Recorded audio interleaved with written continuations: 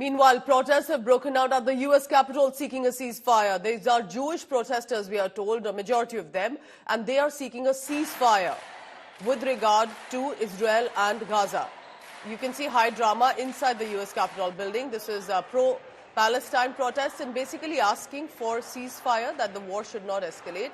And we are being told that several of them have already been detained also by the cops on the ground.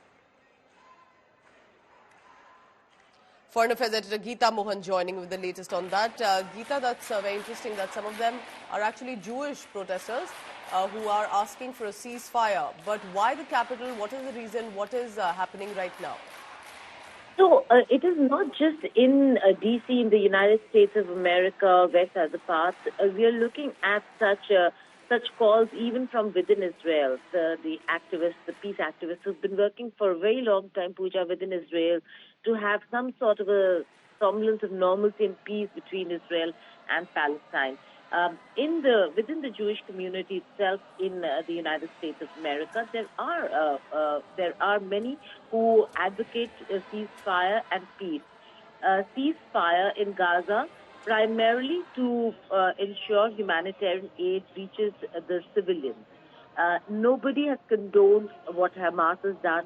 The act of terror is dastardly, but the cost to human lives is also growing every day, Pooja. And every attack, every air raid that we're looking at with no humanitarian aid reaching Gaza is a human catastrophe. And that's what this entire protest here is in the Capitol Cannon building, where they're staging a sit-in protest, or they did stage a sit-in protest, calling on the Biden administration and the Congress to push for a ceasefire in Gaza.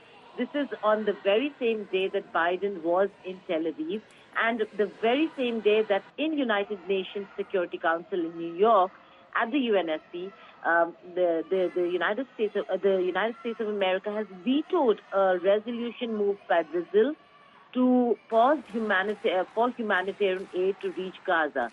The humanitarian pause for aid resolution was vetoed by Ambassador Green of the United States of America, even as we see communities, particularly from the people from the Jewish community, coming out and protesting, calling for ceasefire.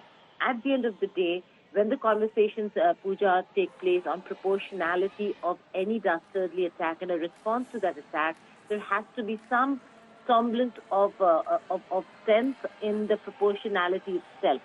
How many more attacks on civilian lives to take out Hamas? All right, thank you so much for now. Geeta Mohan with the latest, telling us about some of them protesting. And remember, amid all of this, it's about the hostages, the ones who are still with no whereabouts in Gaza, held in Hamas terrorist captivity. Thank you for now.